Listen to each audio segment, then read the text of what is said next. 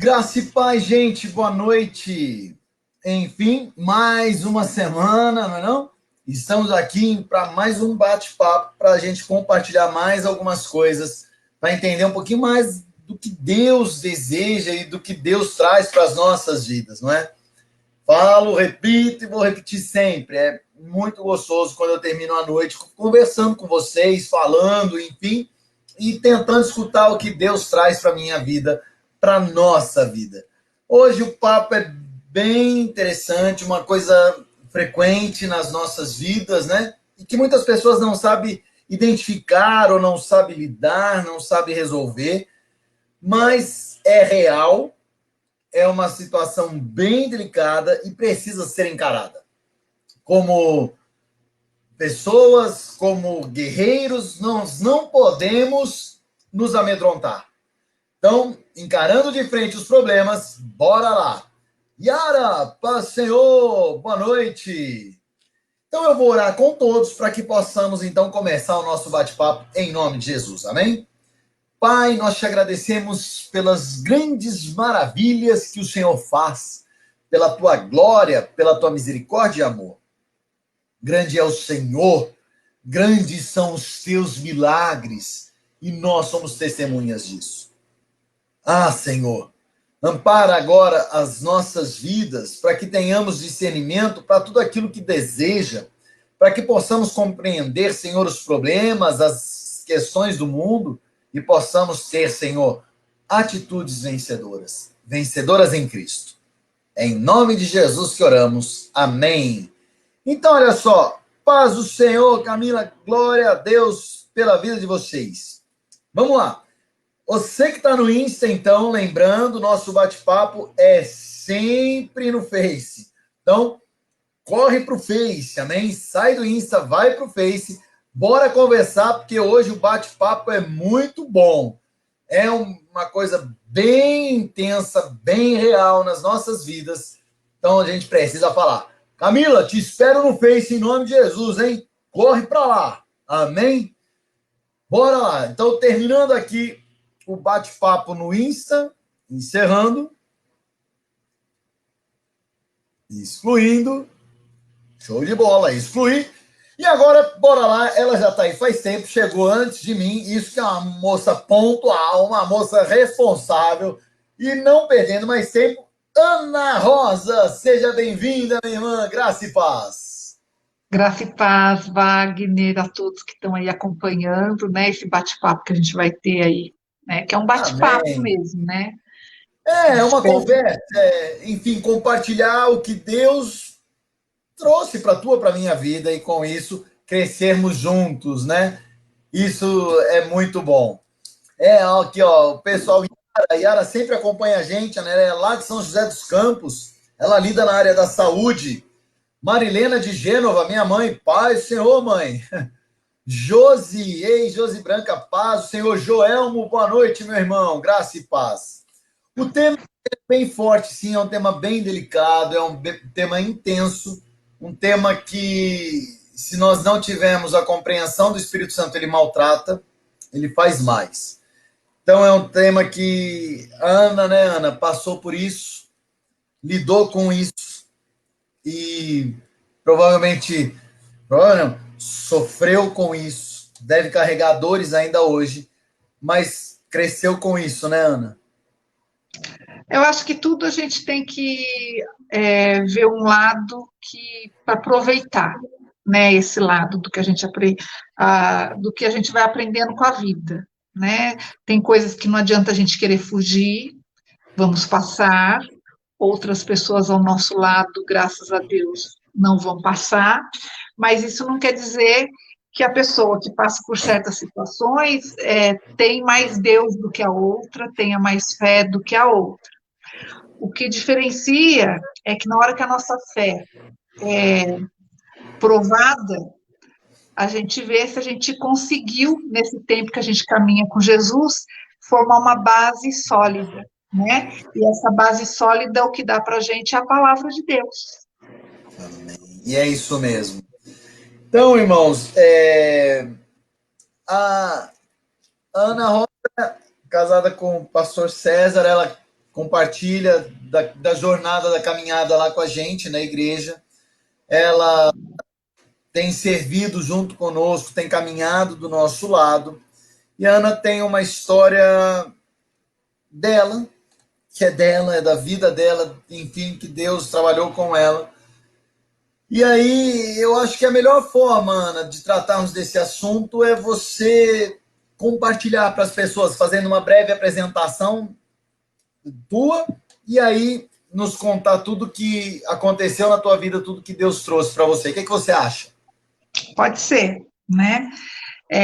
Eu sempre começo falando que eu levo a minha experiência pessoal como mãe, né? Não sou psicóloga, não sou terapeuta, nem psiquiatra, então é a minha experiência mesmo pessoal que me abriu os olhos, né? Eu deparei com todos esses problemas que são tabus, que é o bullying, a depressão, o suicídio, a automutilação, né?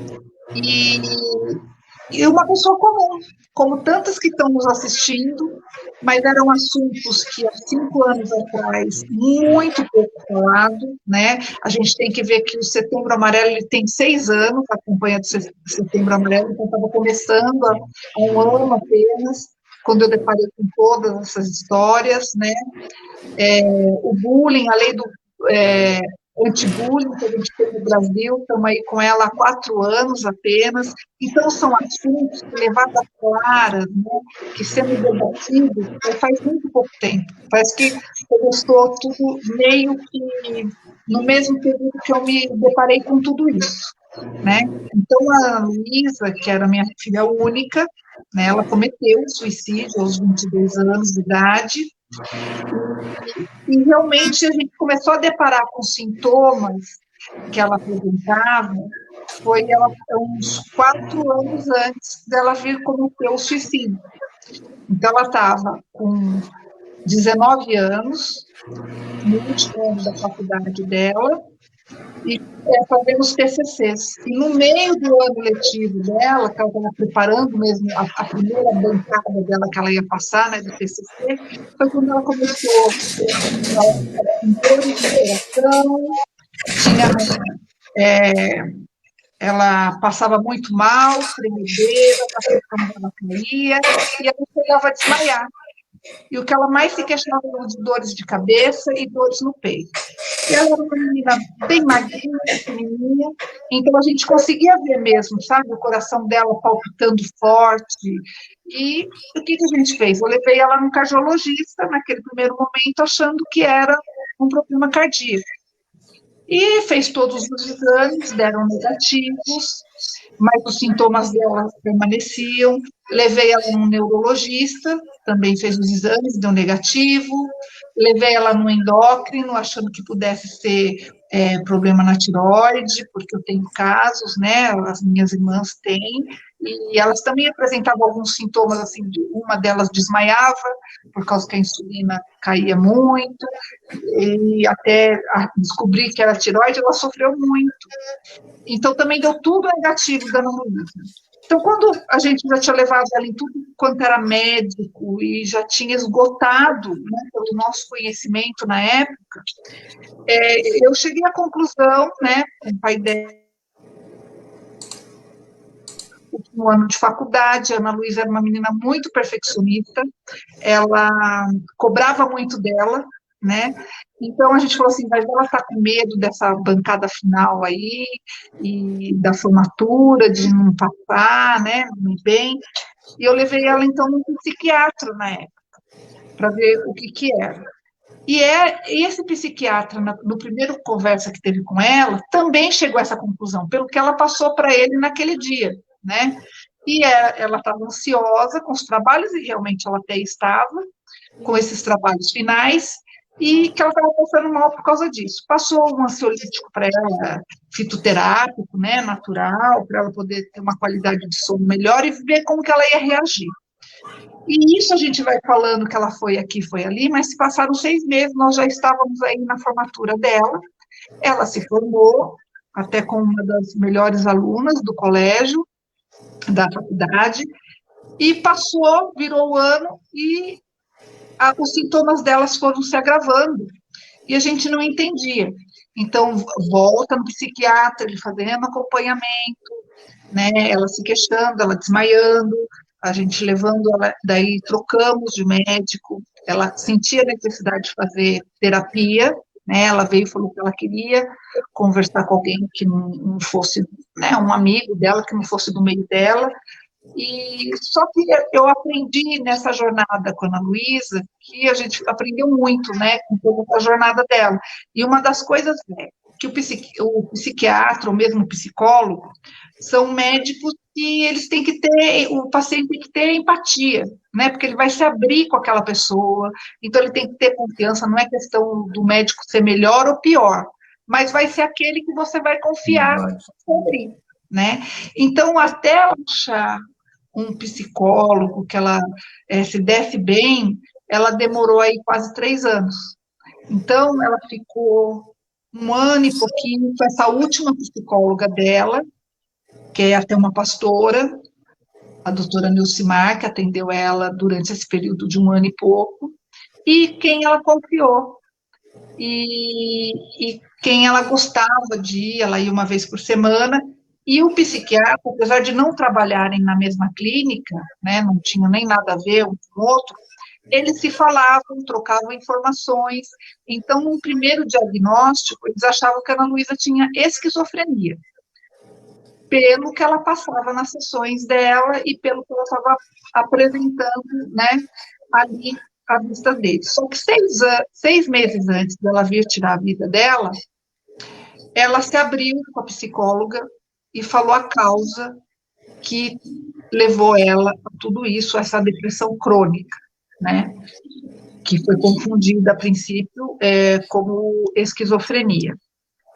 Ela, na verdade, ela tinha passado, a gente está falando aqui de bullying, e um dos fatores que aciona o bullying pode ser o bullying sexual, físico, né? E a Ana Luísa, ela passou pelo abuso sexual dentro do colégio aos 10 anos de idade. Né? Então, 10 anos de idade, ela era uma criança, isso ela passou por uns 6 meses, então é outro fator. O bullying não é algo que acontece uma vez só, não é uma agressão física, verbal, né, que você passa uma vez só, é algo sistêmico, que você passa várias vezes pelo mesmo grupo ou pela mesma pessoa, isso é que caracteriza o bullying. E foi o que levou ela a essa depressão. Na verdade, o que ela tinha era um transtorno pós-traumático. E a gente não tinha feito uma ligação com a outra, mas, na verdade, esse período do TCC dela batia com o período que ela estava com um namorado mais sério, que foi esse namorado que acompanhou ela até o final da vida dela, são quase 4 anos, e provavelmente ele quis ter uma intimidade maior com ela, e ela entrou nesse pânico, mas, ao mesmo tempo, foi quando ela relembrou o que ela tinha passado com os 10 anos. Ela passou, mas ela meio que apagou aquilo da mente dela, e só foi aflorar quando ela começou esse namoro, porque até então a Ana Luísa não tinha namorado com ninguém sério, né? E assim foram esses 4 anos que a gente teve ao lado da Ana Luísa, né? Entre altos e baixos, mas ao nosso redor, praticamente ninguém sabia que ela sofria de depressão, nem que ela tinha passado por esse tipo de bullying, por essa agressão, porque ela pedia para a gente não comentar com ninguém. Então, e a gente respeitou isso em vida.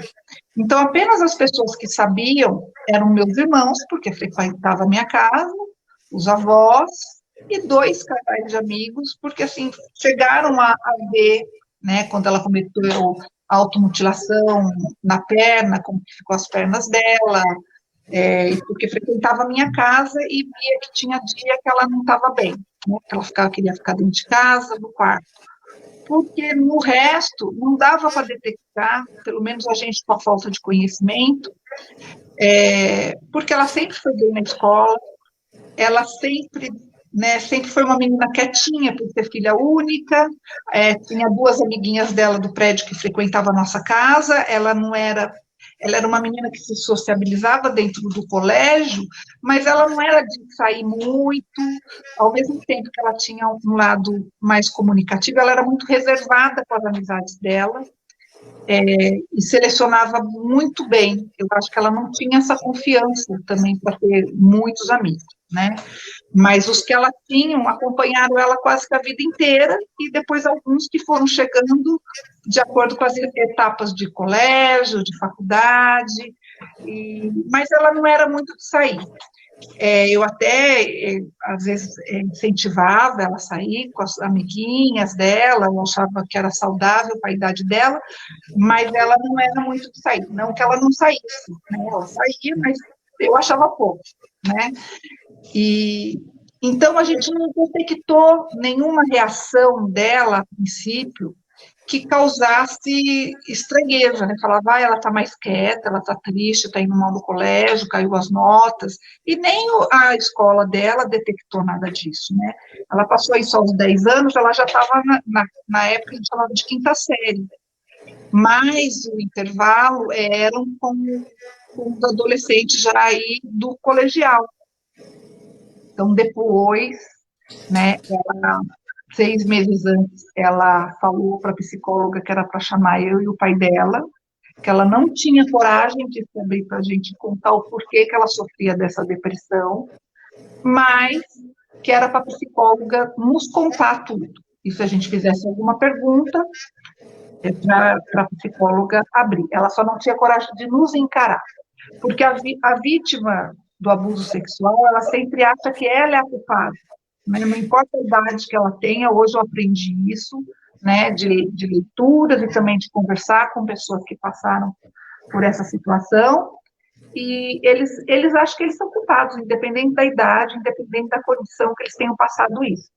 E a Ana Luísa, ela achava que ela era culpada do que tinha passado.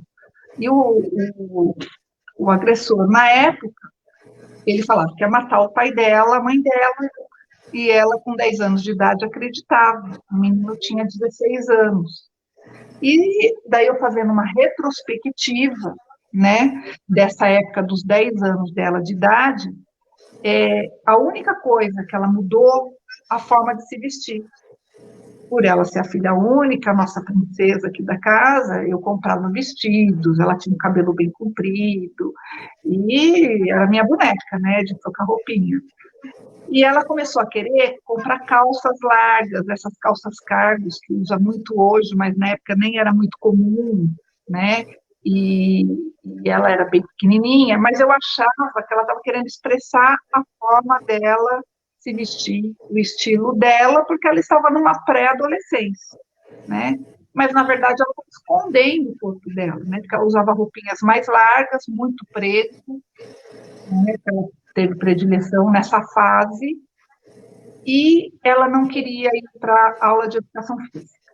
Ela tinha pânico de ir para aula de educação física, ela chorava, ela falava que tinha dor de cabeça, que ela não queria mais fazer educação física, e eu realmente não entendi isso como sinal. Eu nunca gostei de fazer educação física, nunca gostei de frequentar, e eu achei que ali tinha sido assim um mimo dela, de não querer fazer porque ela não gostava, mas chegou num ponto que eu acabei conversando com uma médica amiga nossa, uma neurologista, e ela, na época, ela falou, vamos dar um atestado para ela nesse período e vamos ver como que ela vai reagir, depois a gente retoma. E passando aqueles 6 meses, no ano seguinte ela quis fazer educação física, ela voltou normal, mas na verdade o menino não estava mais no colégio, ele ter se formado, mudado. Ela não lembra o nome desse menino, e ela não nos contou grandes detalhes, porque quando a Ana Luísa se abriu com a psicóloga, ela teve que rememoriar tudo que ela passou. E aquilo para ela foi um agravante na depressão que ela estava tendo. Ela começou, na verdade, a passar mais mal ainda, né? Os remédios a gente estava trocando numa constante, ela dormia mal, e chegou ao ponto, na época de passar uma cena na TV, tinha um estuprador que estava atacando em São Paulo, né? E apareceu a cena de uma câmera de segurança pegando esse cara, puxando uma moça para dentro do carro. Não aparecia mais nada, era apenas isso. E estava em tudo quanto era canal de TV, porque estavam lá atrás, acho que pegou a chapa do carro, não lembro direito. Eu sei que aquilo fez muito mal para ela, dela ter visto aquela cena, e ela não conseguia mais dormir.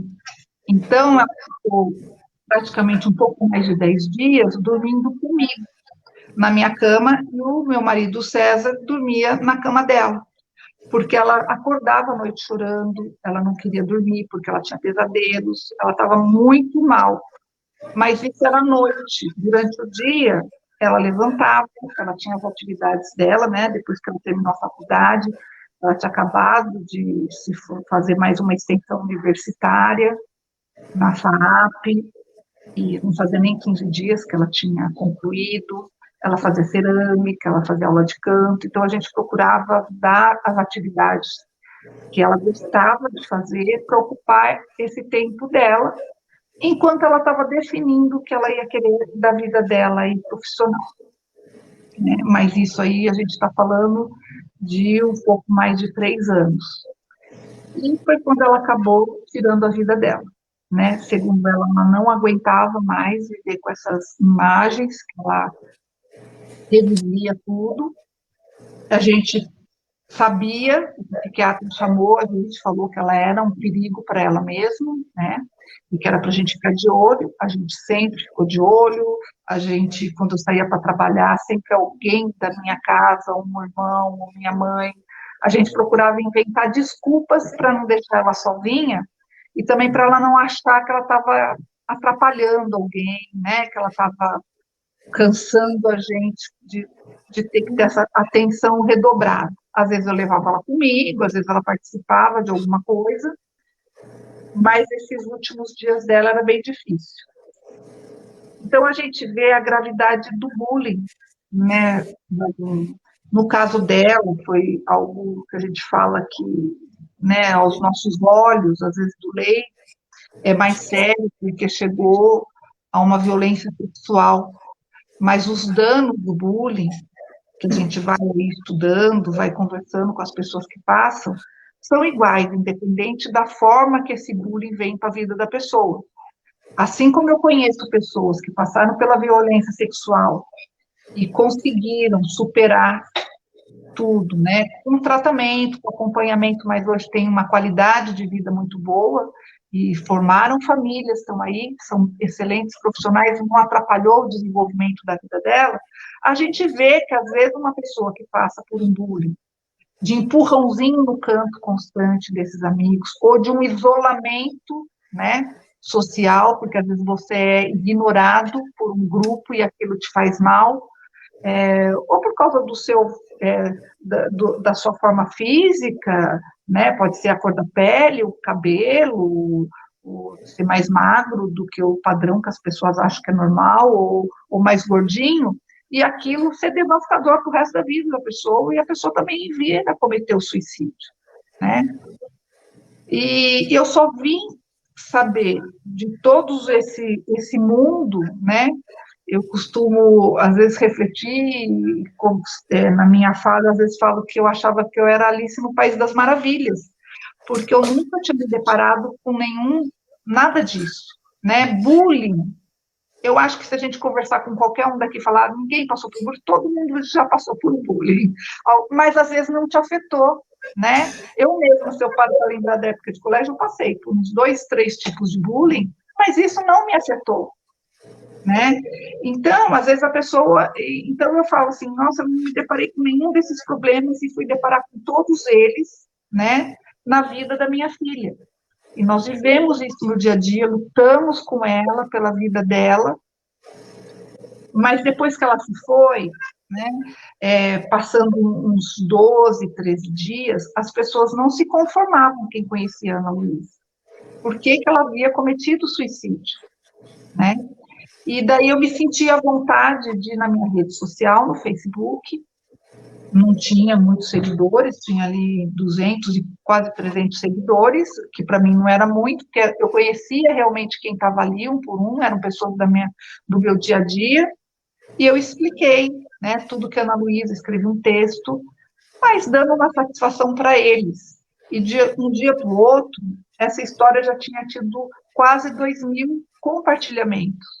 E aquilo me assustou, porque eu falei que eu não tinha nem isso de seguidor, ainda mais para a época, né? E não existia, a gente não tinha nem Instagram na época. E quando eu vi, a minha caixa de mensagem estava lotada de histórias de pessoas, pais, né, avós, às vezes tios, às vezes o cônjuge, que através do que eu contei, desses detalhes que para mim passaram despercebidos nesse primeiro momento, às vezes a troca da roupa, né, a não querer ir para a educação física, a forma que eu escrevi, muitos detectaram que seus filhos, seus netos, deveriam estar passando pela mesma coisa e acabaram se abrindo. Outros, na minha fala de mãe, tomaram coragem de se abrir com seus pais, que já haviam passado por um bullying, ou que têm depressão, que é uma doença também que as pessoas têm muito preconceito, né? Então, imagina que a pessoa tem depressão, a pessoa que tem depressão, ela tenta esconder das pessoas à sua volta o máximo, camuflar, às vezes são mais engraçadas. A Ana Luísa era muito engraçadinha, ela fazia umas brincadeirinhas assim de palhacinha, que a gente falava, tá muito palhacinho, tentando camuflar aquela tristeza dela. Quando a gente que está ao redor percebe que essa pessoa tá triste, está ficando mais, né, retirada, retraída, mais dentro do quarto, ou quando ela vem e se abre com a gente, é que ela já está pedindo socorro, é que ela não consegue esconder mais, então é que já está, não que não é tratável, não que é mais, que vai ser irreversível, mas é porque está sério para ela aquela condição. Ela não consegue mais disfarçar isso para ninguém, as pessoas estão notando. E muitos da família, quando essa pessoa se abre, começa a falar que é frescura, que é mentira, né? Se é um adolescente, às vezes fala, é preguiçoso, não quer ir para a escola, por isso está falando isso. Se é uma pessoa mais velha, vagabundo, não quer ir trabalhar. E isso eu falo, quando eu repito, e são falas que hoje a gente lendo muito na internet, a gente vê que parece que eu estou lendo um texto, mas essa minha fala já é uma fala de 5 anos atrás. Mas é que é chavão as frases que quem passa pela depressão escuta, né? E a gente sempre tem que ver o outro lado, né? Quem causa o bullying, geralmente são pessoas que também passam pelo bullying dentro de casa, né? Então, talvez na escola, aquele menino que é o valentão, né? Seja para bater, causa física ou verbalmente, né? Ele é o valentão, ele com o pai dele, ele apanha dentro de casa, ele passa, né, por algum tipo de bullying no meio que ele vive. A mesma coisa, se a gente vai estudar um pouco quem agride sexualmente, né, o agressor sexual, geralmente já passou pela agressão também. É difícil para a gente chegar a esse ponto, demorou para mim chegar nesse ponto, mas você começa a ler, você começa a estudar, e você vê que é uma engrenagem, né? E daí, quando você vê que a nossa sociedade é uma engrenagem, a gente tem que começar a ter um olhar também para o outro, porque aquele outro, se você não olhar, se você não falar, se você está vendo e não tenta ajudar, pode ser o que vai destruir a sua família, como esse outro, que eu não sei quem é, veio e destruiu a minha. Então, como é séria, né? A família é muito importante nesse fator de bullying, a escola é muito importante, e há umas 2 semanas eu passei até por um treinamento que a Prefeitura de Suzano, a Secretaria de Educação, o secretário de Educação de Suzano, ele é muito engajado nesse assunto de bullying, não sei se você sabe, Wagner, mas o professor Leandro Filho, ele tem até uma publicação de 2013 que é usado nas escolas, uma publicação maravilhosa, até separei para vocês, ó. Ele vem numa caixinha, assim, eu comprei um para mim, numa das palestras que eu fui, né? Ele vem numa caixinha e são 4 livros que vem. Um para a família, um para a pessoa poder estudar, né? Criança, até numa linguagem fácil, fazer até os deveres de escola, né? Como se fosse um dever ali. Um outro para a escola, né, poder acompanhar. Então, são 4 livrinhos e grandes que abordam muito bem o tema. E ele fez um treinamento, contratou um grupo para treinar um grupo de Suzano, de coordenadores de escola, alguns da sociedade, que trabalham como lideranças de bairros, né? E eu fui convidada porque eu faço parte do Conselho de Cultura, e eles abriram algumas vagas para o Conselho de Cultura, e eu participei. Era um treinamento exatamente isso, porque são pilares, né, que a gente tem na sociedade. Então, a escola tem que ajudar a cuidar dessa criança, os pais têm que ajudar a cuidar dessa criança, e quem faz parte de uma sociedade como um todo também tem que estar de olho nessa criança do seu lado, né? Às vezes você é vizinho de alguém, você escuta os gritos dessa criança e não faz nada, né? Como a violência à mulher também, que é um tipo de bullying, e você se cala. E a gente se cala porque a gente tem essa cultura, né? De se calar, de não se meter, um pouco de medo também, você falar, eu vou lá, né? Na escola, por exemplo, eu converso muito com muitos professores, às vezes são filhos de traficantes, né? Filhos de pessoas que são complicadas também, e eles falam, se a gente for lá, como que a gente vai ajudar? Principalmente da rede pública. Como que a gente vai colocar a nossa cara a tapa?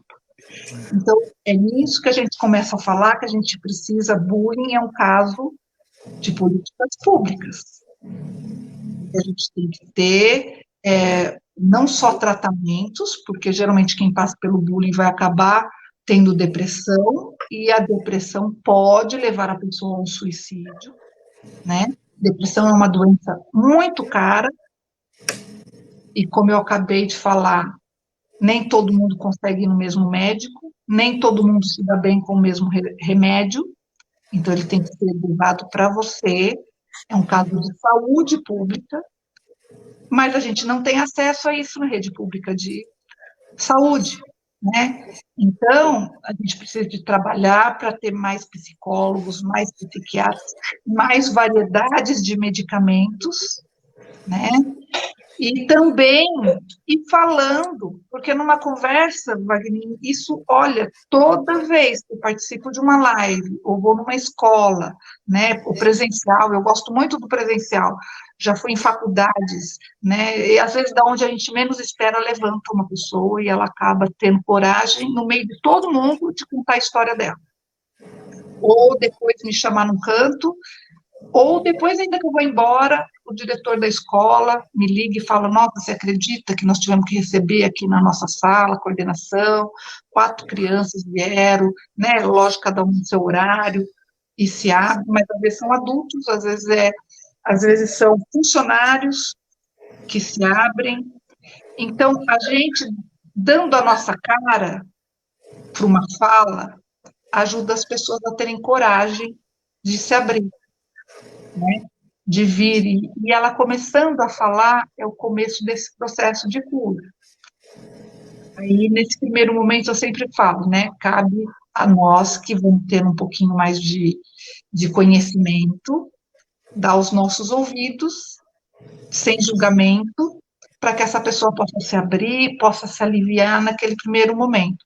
E depois orientá-los, né, a procurar um psiquiatra, um psicólogo, a se abrir com alguém de dentro de casa para poder ter essa ajuda.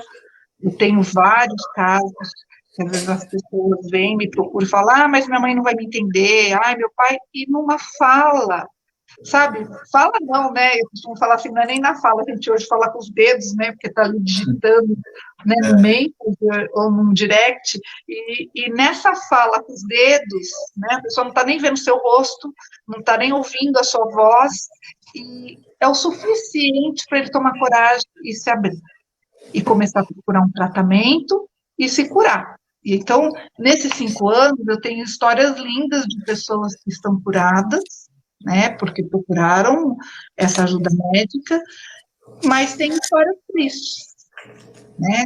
Então, eu não tinha o conhecimento que eu tenho hoje, porque a gente não tinha acesso a todo esse conhecimento, essa troca de fala, né? Depois a gente abre aí para perguntas, se alguém quiser fazer alguma pergunta que eu consiga responder, a gente sempre troca muito, né? E a gente não tinha toda essa fala.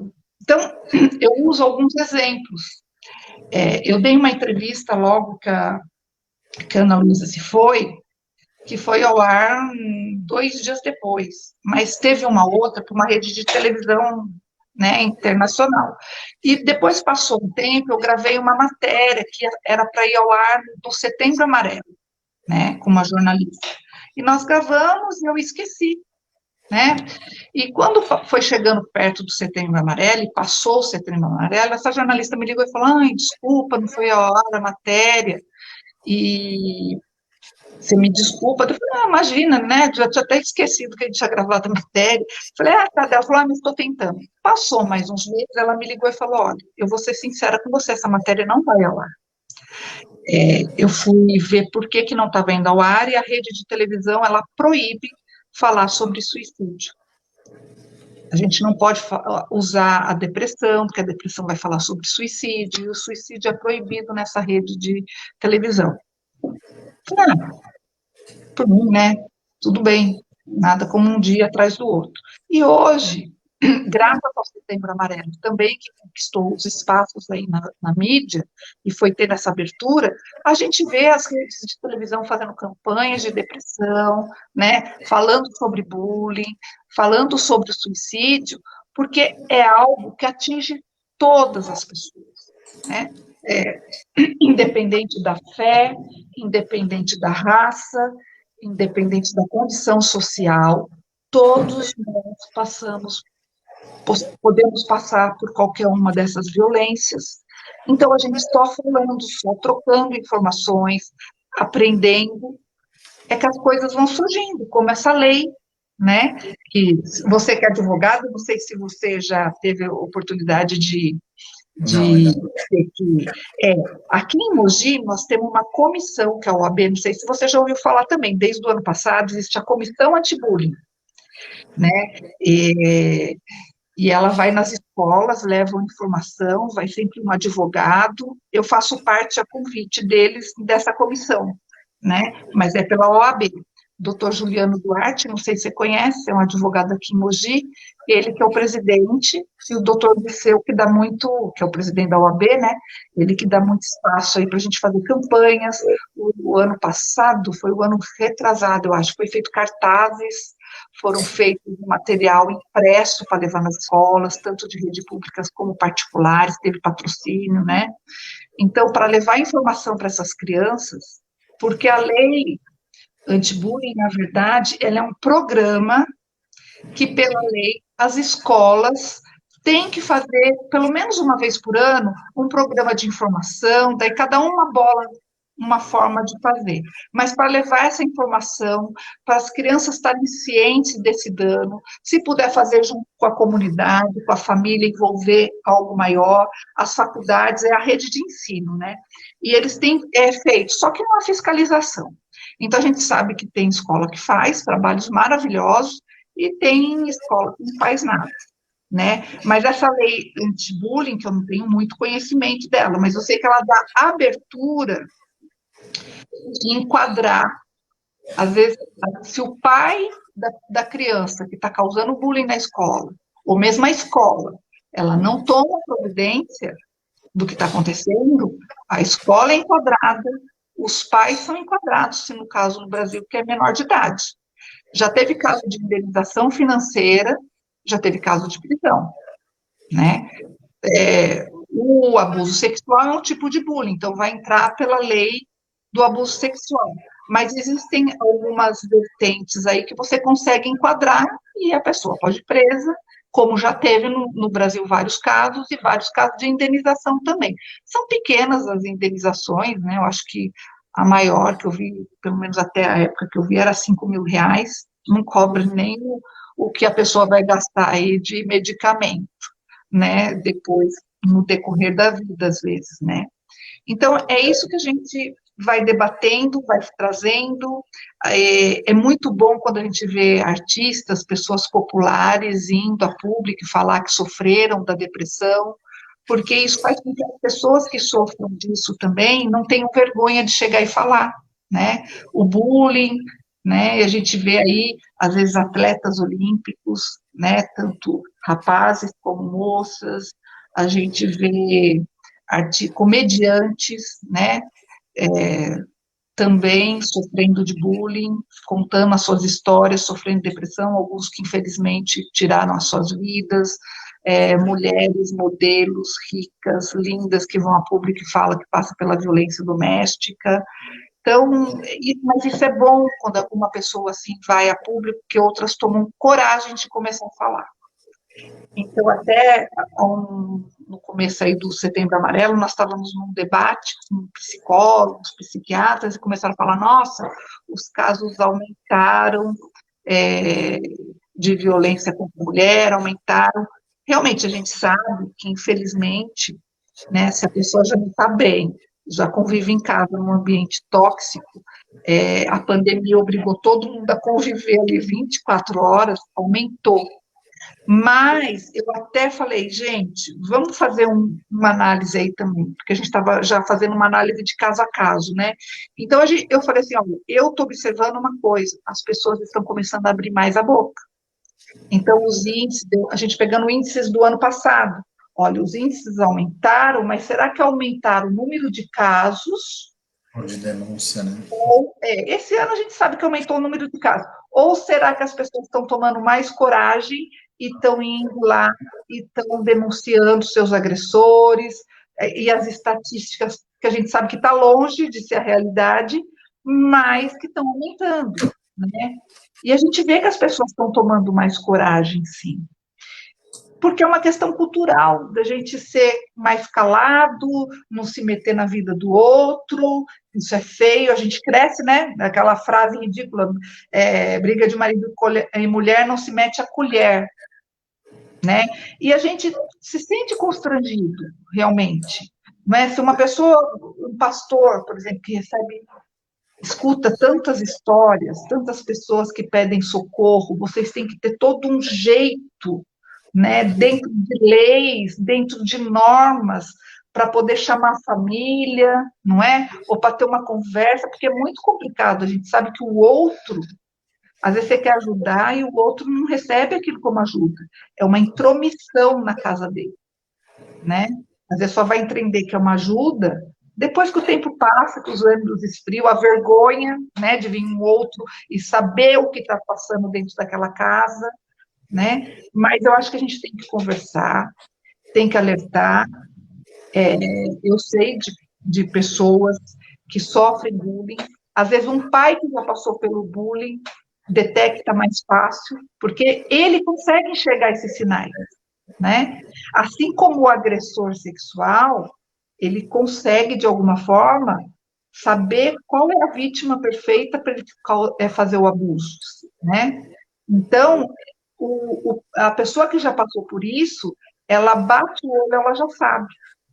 Eu, quando estou dando hoje, né, uma palestra presencial, que eu estou conversando com aqueles jovens, o jeito que alguns já começam a me olhar no decorrer daquela palestra, eu já falo, ai, meu Deus. Ou quando eu estou saindo, começa a me cercar, sabe? Vem me cercando. Dá até dar uma paradinha, dou uma atenção um pouquinho especial, porque eu sei que quer me falar alguma coisa, quer abrir. Então, a gente consegue começar a detectar melhor, né? Quando a gente vai se envolvendo nesse mundo e vai conhecendo esses sinais. E a gente tem que fazer alguma coisa. Se perguntar para mim qual é a receita, eu estou aprendendo, né? E tem coisas que a gente faz achando que vai ajudar e a gente aprende que aquilo não é o correto, né? Não é a forma de ajudar. Então, tudo isso é muito importante, porque até para a gente ajudar, a gente tem que saber como que vai fazer, porque pode estar atrapalhando. Esses dias, eu não sei se vocês viram, nas redes sociais, é outro local que tem muito bullying, né, o cyberbullying, passou um filminho, estava passando uma campanha de duas crianças, duas menininhas lindas, falando sobre suicídio, de uma forma muito fácil de se entender. Não sei se você viu, Wagner. Era um videozinho muito bonitinho, e essas menininhas, elas falavam, Eu achei, parecia que eram duas irmãzinhas de mais ou menos uns 7, 8 aninhos. Vocês diziam que ela tinha decorado até, né? Que, que a depressão, falando sobre suicídio, que não era falta de fé, que não sei o quê, tudo muito bonitinho. E de imediato eu recebi de um pessoal, de uma rede que a gente faz parte, de psiquiatria, que eles falando que não era para divulgar esse vídeo, porque criança não pode, e eu particularmente achava uma graça. Falei, nossa, isso daí todo mundo vai ver, vai ser fácil, porque é criança falando, né, para criança, não pode usar a imagem de criança para nada disso, nem para levar informação. Né? Então, são coisas que a gente vai aprendendo e só trocando informação. Às vezes, num grupo grande, né? A gente tem intervenção, eu estou falando aqui, às vezes, uma pessoa faz uma intervenção, um psicólogo, um psiquiatra, faz alguma pergunta, mas às vezes põe alguma colocação, alguma consideração para a gente debater, e isso é importante, né? É saudável. A gente não pode falar como que a pessoa cometeu um suicídio, mas falar sobre o suicídio é saudável, né? Pessoas que têm a mente suicida, né? Que têm pensamentos suicidas, é bom quando elas se abrem, quando elas falam, nossa, é exatamente assim que eu me sinto, realmente é quando eu estou assim que piora, porque só assim a gente vai detectando, né? E vendo como que a gente pode ajudar, como que a gente, nesse primeiro momento, dá aquele socorro imediato, porque às vezes não tem tempo de ir até um psicólogo, né? Às vezes a pessoa, você depara com um caso que a pessoa está prestes a se suicidar, né? Então, recentemente a gente teve um caso de uma menina, de uma tia que pegou a cartinha de uma menina que estava a cometer o suicídio, né?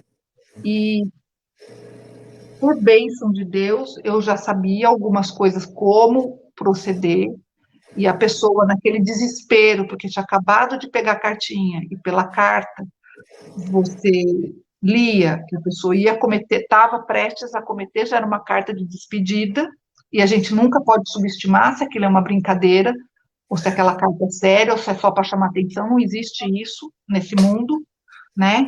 E daí a pessoa, não, você vem, já me ajuda, conversa com essa criança, né, uma adolescente de 13 anos, e assim, questão de segundo, de você ir ao encontro dessa pessoa, dessa adolescente, você vai pensando, eu não posso, ela não sabe quem eu sou, eu não posso chegar para ela, olha, aconteceu isso, nós estamos com a sua carta, mas também não tinha tempo de se chamar um psicólogo, um psiquiatra para orientar. Então, assim, daí é a hora que entra a nossa fé, né, de orar e pedir para Deus, né, uma luz, que ele pode não ter me dado na hora da minha filha, mas às vezes dá para o filho de um outro, quando você se dispõe a querer ajudar. E a estratégia que Deus me deu naquele dia era chegar e muito cara de pau, virar para mim, que bacana, que legal, né, apresentar. Isso conversando com a tia dela pelo WhatsApp, né, ó, eu no caminho e conversando com ela, ó, não fala, eu vou chegar aí, você vai me apresentar, ok, vamos fazer um social. Eu vou falar, eu vou falar, eu queria te contar uma história e vou levá-la para um canto e vou contar a história da minha filha. Porque é assim que eu tenho chegado no coração de muita gente. Então, quem sabe ela se abre. E também tem aquela pessoa que não recebe bem, podia virar para mim e falar, não vou com você até ali para escutar a sua história, estou pouco me lixando para a sua história, quem é você? Mas, assim, Deus deu essa estratégia e ela aceitou numa doçura, né? Ela ali, eu contei a minha história para ela chorou, ela não se abriu comigo, mas no final, eu ainda virei e falei assim, você aceita fazer uma oração comigo? Dela aceitou, foi tudo muito doce, e ali a gente orou, eu vi que foi bom, ela ficou abraçadinha comigo, e eu sei que, então agora, aí sim, foi conversar com os pais, está tendo um tratamento, e o nosso papel é estar em oração, né, Wagner? Eu sempre comento com uma outra pessoa que é muito ligada a mim em orações, e às vezes ela pede para mim orar para alguém, né? E a gente entra em campanha de oração e ora, e ela fala assim, e agora vai lá você e fala com a pessoa o que Deus revelou. ou que Deus me mostrou, né? Ou como no caso dessa cartinha que a pessoa, eu que vou conversar. Eu acho que Deus, ele não revela nada para ninguém, principalmente para gente que conhece a palavra dele, para xeretar na vida da pessoa. É para a gente tomar uma ação, nem que essa ação seja ajoelhar e começar a interceder para a vida dessa pessoa, até sem ela saber, né? Mas não é só para a gente saber da vida da pessoa. Então, eu acho que é isso que a gente tem que, eu tinha para compartilhar com vocês, né? Vale lembrar que antes de tudo isso acontecer, a Ana Luísa já estava com depressão. Eu comecei a frequentar a IBB exatamente por isso, porque o César ia para a igreja que a gente frequentava antes à noite, e lá só tinha cultos à noite, e eu comecei na IBB de manhã, para a Ana Luísa não ficar sozinha. Então, tinha alguém com ela de manhã, o César, e quando ele ia para a igreja à noite, eu estava em casa à noite. E a IBB foi essa porta que apareceu para mim, né? Nesse período que a igreja que eu frequentava não tinha cultos pela manhã, foi uma bênção. Eu comecei a frequentar ali bem uns 4 meses antes de tudo ocorrer, né? E todo domingo de manhã. E as palavras que Deus fala, para mim, me sustentaram muito bem, né? Nada é por acaso, nada é por acaso. Então, às vezes a gente está numa igreja, às vezes Deus abre uma outra porta, não é porque você não gosta daquela comunidade que você está, não é porque não te serve mais, mas é porque Deus sabe, né, aonde Ele vai falar com você, como Ele vai te sustentar, né, vai te fortalecer para o momento que você vai passar depois. Então, e é nessas horas que a gente vê como Deus é maravilhoso, porque nós passamos por tudo isso, eu e o César, não vou dizer que é fácil, é uma luta diária para mim até hoje, mas eu vejo a mão de Deus em tudo, nos pequenos detalhes, nos amigos que nos cercam, nas orações, outras igrejas, pessoas que eu nem conheço até hoje. Às vezes aparece alguém e fala assim, nossa, na época da sua filha, você não me conhece, mas a nossa igreja inteira se colocou em oração por você, pelo seu marido, e nem conhece a gente, não convivia com a gente, mas a gente sentia o poder de oração naquele momento sobre a nossa vida, né? E é o que nos sustentou e nos sustenta, é a fé. E eu não acredito, né? Eu sempre oro a Deus que eu não acredito que eu passei por tudo isso, né? Para nada. Então eu sempre peço a Deus que se eu passei por tudo isso, que de alguma forma eu possa ajudar outras pessoas, né? Não sendo exemplo de fortaleza, de maravilhoso, não é isso, mas de poder ajudar realmente aquele que precisa, né? Como? Não sei, mas Deus vai dando meios. Eu, através daquela cartinha que eu coloquei sem intenção nenhuma, foi através dela que foram aparecendo algumas entrevistas, que depois eu escrevi mais, que aparecem as palestras, e que eu vou tendo mais conhecimento desse mundo, né? Porque tem palestras que eu vou, que a gente participa advogada, participa psiquiatra, psicólogo junto, audiências públicas que eu já participei em Suzano, em Mogi, né? Com políticos juntos, debates que a gente vai. Então, foi quando eu comecei a despertar para políticas públicas, foi de 2 anos para cá, porque até então, na minha fala, não tinha nada disso, mas eu comecei a pensar o tanto que eu gastava com a minha filha, né? Então, quando a gente fala de gasto, eu tenho plano de saúde, minha filha tinha plano de saúde, mas a psicóloga que ela se identificou, o plano de saúde não cobria. E ela ia, o psiquiatra sim, né? Mas bem essa não. Então, a gente pagava particular uma vez por semana, quando ela não estava bem, às vezes 2, 3 vezes por semana, né? Isso é dinheiro, gente. Ela chegou a tomar um medicamento, fora os medicamentos, né? Que você compra tudo, aí passa 15 dias, porque os medicamentos não dá para você verificar de um dia para o outro. Então, às vezes, esperava 15 dias, mas você compra medicamento para um mês, as caixas. Passavam 15 ou às vezes 10 dias, fazia mal. Vai para o lixo. Você tem que comprar tudo novo. né? Descobrir também que não precisa jogar no lixo, porque tem locais que recolhem esses medicamentos e fazem usos, né? Depois, para quem precisa, distribui direitinho. Então, também outra coisa que a gente vai aprendendo. Tinha uma injeção que ela tomava, que vinha da Bélgica, e que o psiquiatra falou, olha, se ela tomar essa injeção, vai substituir alguns medicamentos, e que ao longo da vida vai fazer melhor, porque eles destroem o estômago da pessoa. Então, ela não vai precisar de ficar tomando todo dia, porque é uma vez por mês, só que ela vai tomar uma agora, ela toma uma daqui 15 dias, e depois ela passa a tomar cada 30 dias. Era US$ 1.500 a injeção. Dólares?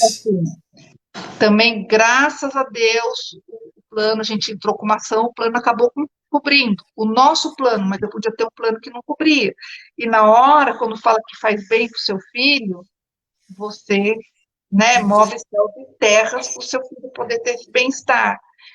E vai ser maravilhoso a hora que a gente vê que qualquer pessoa numa rede pública vai poder ter acesso ao medicamento que ela necessita, né? Porque a depressão é uma das três maiores doenças, né, que acomete o homem aí no Brasil. É uma das causas que leva ao suicídio, né? A gente sabe que o suicídio é grande, é um número muito grande, alarmante. Então, se a gente for achando meios de melhorar a saúde da pessoa e trazer isso para toda a população, né, não só para quem, às vezes não é só ter valor, o poder de dinheiro, às vezes você tem conhecimento, né, deixa enche o saco de um, enche o saco do outro, vai atrás de todo mundo, né, e consegue o que você precisa. Mas a gente que trabalha com público, de comunidade, pessoal de igreja que trabalha, a desinformação, a ignorância das pessoas é de cortar o coração, né? É de dar dó.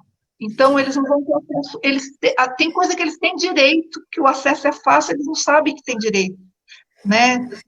Não chega a informação, eles não sabem nem como ter informação, né? E ficam sem, às vezes acabam morrendo porque não sabe que tem direito àquilo que está ali facinho para eles. É de dar dó. Então, é isso que a gente tem que ir trabalhando, informando, né? As pessoas saberem que é uma doença, não é uma frescura, não é uma coisa que a pessoa inventa, né? Da noite para o dia e falar, ai, agora eu não quero mais sair de casa, não estou afim. Quem é que não gosta de sair, não é? De ir na galinhada, de ir na feijoada, dia 25, né?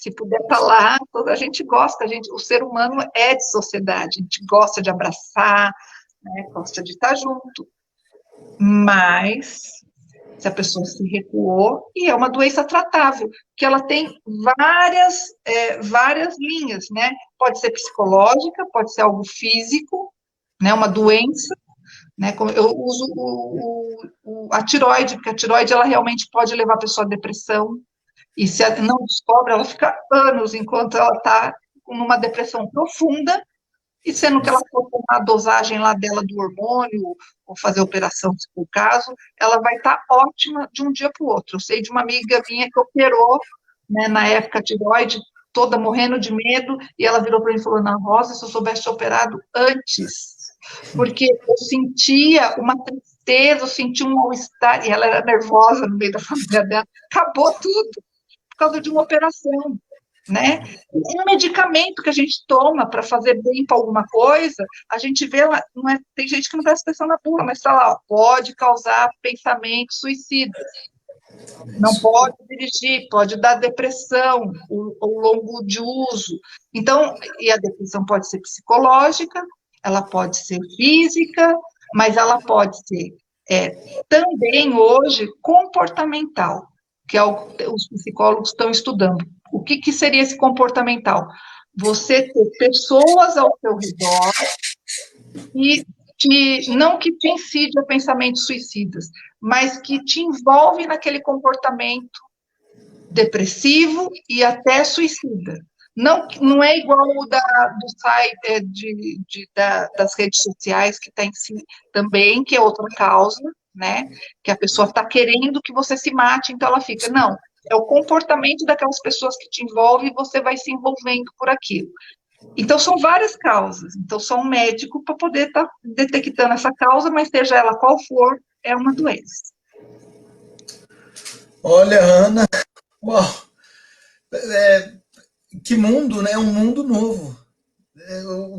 Você falou coisas aqui que, olha, e, ó, vou ser sincero, eu acho que eu já conheço coisa pra caramba, já vi de tudo, mas você me trouxe um mundo novo. E é interessante, né? Até a Simone até compartilhou que as escolas, infelizmente, a maior parte realmente não ajuda. A nossa cultura, infelizmente, a nossa. Parece que existe, né? Nós nunca falamos, ninguém conta, ninguém fala. E de repente é como se colocassem essa bomba de repente no nosso colo, né? E aí explodiu. Porque falta a informação, né? Você falou da saúde pública, dessas questões relacionadas ao direcionamento das escolas, da sociedade, das famílias, terem uma percepção, uma sensibilidade que deveria ser melhor aflorada, né? Eu gravei um TCC para uma turminha lá da USP de Campinas, de psicologia, e eles fizeram um documentário. E esse documentário eu achei o nome assim fantástico, que era Despercebidos. É, Porque todos esses assuntos que a gente está falando aí são os despercebidos, né? Porque quando as pessoas me procuram, tantas pessoas que eu conhecia, que eu conheço, que é do meu convívio, que eu não sabia que tinha passado pelo abuso, né? Que sofreram ou sofrem de depressão, ou que tem algum ente na família que já cometeu suicídio. Ou a gente, na loucura da vida da gente mesmo, a gente nem percebe que as coisas estão acontecendo aqui no nosso nariz, do nosso lado. Então, assim, quando tudo isso aconteceu em casa, eu não tive tempo de pensar, porque eram momentos que eu trabalhava, a gente dava a impressão que estava tudo bem, mas a gente estava lutando ali com a nossa filha. Então, a gente não tinha tempo para nada, era tudo para ela, né? Quando ela se foi, aí que a gente vê, daí eu falo, nossa, como eu sou uma coitada, né? Com tanta gente aí no mundo, isso acontecer na minha casa, né? Suicídio, depressão, né? O abuso infantil, coisa absurda, dentro de um colégio que você paga para colocar seu filho em segurança, né? Então eu falei, nossa, como eu sou uma pessoa mesmo, né? Que coitada que eu sou. Mas daí nisso, quando eu vi, eu era mais uma. São tantas pessoas, eu só sou mais uma. E daí eu tenho que falar, tá, tudo isso aconteceu na minha casa, com a minha filha, e eu nunca passei por nada disso. Então, eu hoje, por tudo que eu ouço e escuto, quem consegue passar ileso por tudo isso é muito abençoado. Então, a gente tem que fazer um trabalho, um movimento para que isso não aumente e não venha acontecer. E é um olhar para o outro, né? Um olhar pelo outro. Às vezes, o sinal que eu não percebo, um outro percebe, né? E a gente também, como pai, como mãe, saber ouvir quando alguém vem falar, né? Porque é tão difícil para a gente quebrar essa barreira, né? Se eu fico sabendo alguma coisa do seu filho, Wagner, que eu sei que não é algo é algo que vai te entristecer. Nossa, eu acho que eu vou ficar assim, passando mal, uns 3, 4 dias para poder chegar até você. Mas eu amo tanto você, amo tanto a sua família, mesmo que a gente não conviva, né? É o amor pelo outro ser humano, que às vezes é uma pessoa que a gente nem convive, mas você tem que quebrar toda essa barreira sua para poder tomar coragem, chegar para aquele pai, para aquela mãe e falar alguma coisa. É muito difícil. E daí aquele pai, aquela mãe ainda não quer ouvir, né? Te põe para correr, que é o que a gente escuta também, né? Então, é tudo muito complicado, mas eu acho que com jeitinho, com muita oração, a gente vai quebrando tudo isso, né? E vamos conseguir, porque eu já vi um progresso muito grande nesses 5 anos, nesses 4 anos, principalmente. E de 2 anos para cá, a gente vê as coisas, não vou, tá longe de ser o ideal, mas a gente vê progredindo muito rápido, mais pessoas engajadas, né, associações, ONGs surgindo, pessoas preocupadas com o assunto e que não tem nada a ver, né? Então, isso é muito importante. É o que você falou, né? O mundo se preocupa com algumas coisas, a sociedade, na verdade, mas outras tão sérias, parece que elas ficam, é o que você falou, desapercebidas. E o trauma, a dor que elas acarretam é, é para a vida toda. É para a vida toda, né? E Ou não é para a vida toda, porque para a vida da pessoa, né? para uns Tira a encerra vida ali, dela. Mas de qualquer forma, tira a vida, né? Porque às vezes tem gente que consegue superar, seja com medicamento, mas seja com for, tem pessoas que não vai se suicidar, graças a Deus, mas vai ter uma qualidade de vida péssima o resto da vida, né? A pessoa está aí vegetando ou se destruindo, sim. né? E outros perdem a vida por conta disso. Sabe, Ana, e eu acho que passou da hora já de cada um assumir essa responsabilidade, sabia? É, nós, né, como pessoas, as instituições, sejam elas quais forem, né? As públicas, as Uhum. privadas, as igrejas, passou da hora, sabe? Passou, mas passou muito da hora. Ó, vou falar, a gente tá tão atrasado que dá até vergonha. Mas Deus, ele nos dá a chance, então, né, de então começar. Então é agora. É agora. É, uns dias atrás, a gente teve um bate-papo falando sobre a dependência química, né? Quais são as consequências, enfim, e também o estrago na vida da pessoa. E tudo mexe muito com isso aqui, né? Coisa, mente de ser humano como ela é. E, e aí eu tava falando com o Eduardo, né, que tava fazendo, eu falei, Eduardo, vamos montar, cara, alguma coisa na igreja para tentar abraçar essas pessoas de alguma forma. E aí ele topou e a gente está indo e está caminhando para que isso aconteça o mais rápido possível. E eu acho que isso que está acontecendo, esse nosso bate-papo, é para, inclusive, ampliar toda essa estrutura que nós temos condição de fazer. Nós temos condição.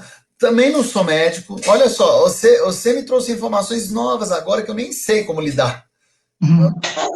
com tudo isso. Mas o que eu posso começar é me dispondo a orar, é me dispondo a abrir o que eu puder da minha vida, da igreja da qual eu faço parte, para ajudar uma família, ajudar uma criança e tudo mais. Né? Então, Ana, da mesma forma como começamos alguns dias atrás essa situação, eu queria falar para você, olha, o que vocês precisarem da igreja, se você quiser ampliar essa estrutura que a gente está começando agora é nova, para essa finalidade, não vai ser um privilégio para nós. Sabe por quê? Eu não quero passar mais um dia sequer, mas nenhum dia sequer, sabendo que eu fui omisso. Eu não quero mais. Então, a igreja já faz um papel, mas eu acho que pode fazer mais. Pode ir além. Então, Ana, como você está aí, né? Eu sei que a Simone também lida com isso, ela é advogada, enfim. Olha, estamos à disposição. É o que eu posso fazer. Eu não sei o quê. Não, sinceramente, não sei. Mas às vezes a gente não sabe, mas se a gente se coloca à disposição, quando você vê uma coisa que você menos imagina foi suficiente, né? E é se colocar à disposição, né, de Isso, Deus, né? E com ação também, né? Tem coisas que a gente tem que orar e tem outras que às vezes a gente tem que tomar uma atitude, sim. né? Mas primeiro de tudo é se colocar, sabe? Tudo que eu coloco em oração, Deus acaba respondendo. Né? Às vezes a gente não quer ouvir, mas Deus sempre responde, né? Mas uma Fala. das coisas que eu coloquei em oração uma vez, perguntei para Deus, né? É, eu, um pouco antes de eu ir, foi o ano retrasado, antes de eu ir no colégio, na periferia, fazer uma palestra do Setembro Amarelo. E daí eu orei para Deus, porque eu falei assim, poxa, como que ela não se lembra quem era esse rapaz? Né? E não vou saber nunca, né, quem era esse menino. Como que ela conseguiu apagar isso da memória dela por quase aí, né, por 9 anos? Daí você acredita que eu estava nesse colégio, eu dei a palestra e na hora que eu fui pegar meu carro no estacionamento, o diretor e a coordenadora falaram, vou te acompanhar até o estacionamento. Acho que eles acharam que era perigoso eu ir lá, porque era bem barra pesada. E me acompanharam até o estacionamento. E nisso, essa coordenadora, na hora que eu estava entrando no carro, ela começou a chorar. Uma mulher, né, de uns 30 e poucos anos. Ela falou assim, você não vai acreditar o que aconteceu comigo. Eu estava me segurando enquanto você estava contando o testemunho seu. Eu lembrei que eu passei pelo abuso sexual. E quem foi? Ela tinha acabado de lembrar. Então, realmente isso é possível, né? São respostas que Deus te dá, né? Basta você se colocar ali. Então, quem quer trabalhar com isso, ou quem quer ajudar de alguma forma, porque ajuda, eu sempre falo que ela vem de várias formas, né? Que nem, às vezes, a feijoada. Vocês fazem uma feijoada bacana, conseguem eles pertence, consegue quem vai fazer e ninguém compra, né? Que eu fazia muito chá também, falava assim, que adianta de fazer tudo, ninguém comprar o chá. Foi tudo, ainda gastou o dinheiro, né? Que ganhou, não interessa, mas gastou. Né? Houve um gasto, e o gasto do tempo, o desgaste de quem trabalhou ali, dos obreiros, né? Então, assim, tem gente que às vezes fala, mas vou comprar um, eu nem vou. Mas compra que ajuda, tudo ajuda, né? Quem fez, quem doou, quem comprou, cada um ajuda, mas o que importa é que é uma roda. Então, às vezes, uma coisinha que a gente faz para ajudar, você fala, mas que isso eu estou ajudando? Está ajudando, né? Abrir um espaço como esse, pode ter certeza, Wagner, tem alguém do outro lado ouvindo e está ajudando, né? Amém. E é assim, é um trabalho de formiguinha. Amém, Ana. Então, olha, bom, a gente está à disposição. É, e é assim, às vezes, quando eu tenho eu não sei se é defeito, aliás, eu nem sei o que é, eu sei que é assim. Sei lá, quando alguma coisa bate na minha mente, menina, eu não consigo mais agora sossegar, assim, entendeu? Aí agora eu vou ficar batalhando até acontecer. Então eu quero que aconteça logo essa situação dessa ajuda para os dependentes químicos, que o Eduardo está correndo atrás, toda hora ele me manda um vídeo, fala alguma coisa, e isso agora. Então eu acho que é mais uma deixa que Deus está falando. Gente, vamos lá, vamos, por favor, vamos. Eu estou dando a deixa para vocês serem mais, para vocês irem além. Então, Ana, nós vamos além. Em nome de Jesus, eu gostaria muito de contar com você. Gostaria muito Pode de contar. contar com a Então, às senhora. vezes eu vou com a minha ajuda e quem sabe Deus te dá a luz e fala, ó, esse é o caminho. E daí nós Amém. vamos lá. Amém. Então nós estamos juntos em nome de Jesus. Tem mais alguma coisa que você queria colocar, Ana? Não, acho que não. Acho que hoje era isso. Às vezes eu Amém. lembro de mais alguma coisa, mas acho que hoje era isso. Olha, eu sempre compartilho no final um versículo, né, que me chama a atenção por conta da pessoa, do todo, enfim. Eu sempre termino assim. E conforme você foi falando, isso foi ficando bem claro para mim, tá? É muito meu isso. E o versículo que veio para mim foi o seguinte: Vinde a mim, todos os que estáis cansados e sobrecarregados, e eu vos aliviarei. Tomai sobre vós o meu jugo e aprendei de mim, porque sou manso e humilde de coração, e acharei descanso para a vossa alma, porque o meu jugo é suave e o meu fardo é leve. Eu te agradeço muito, muito, muito, Ana, por ter vindo, por ter nos dado a oportunidade. Depois você olha o chat ali, as mensagens, elas ficam gravadas. Você vai ver o que tem de gente falando aqui, obrigado. Puxa, que show, gente se predispondo, a Simone já falando que está junto, que vai ajudar. Então, nossa, muito obrigado. Muito obrigado. Você, com o teu vida, você fez esse versículo se tornar mais vivo ainda. Amém. Eu que agradeço a oportunidade. E às vezes a gente fala eu, você, mas às vezes uma pessoa que está ouvindo vem com uma ideia e fala, ó, tive essa ideia, não sei o quê, né? E é É. assim que vem. E vai ser em nome de Jesus. Eu tenho certeza que Hum. vai ser assim. E nós vamos além. Enfim, eu não sei até onde, nem sei como, mas aí é com Deus, né? A gente, É, é o que você falou, Ana, a gente só se predispõe. E aí Deus vai, fala, faz isso, faz aquilo. E aí a gente vai fazendo. Em nome de Jesus, amém? amém. Obrigado. Manda um beijão pro César. Muito obrigado. Eles são presentes de Deus nas nossas vidas, né? Então, São. não sabe, né? A Yara, que é de São José, a Ana e o César já servem na igreja, já ajudam na igreja. Agora vão Muito ajudar, pouco, muito enfim, pouco, mas a gente ainda chega lá. ajuda. Então, muito obrigado mesmo, viu? Eu que agradeço. E participou, muito obrigado mesmo por mais uma vez a gente estar junto aí nesse conhecer mais da vida e de Deus, né?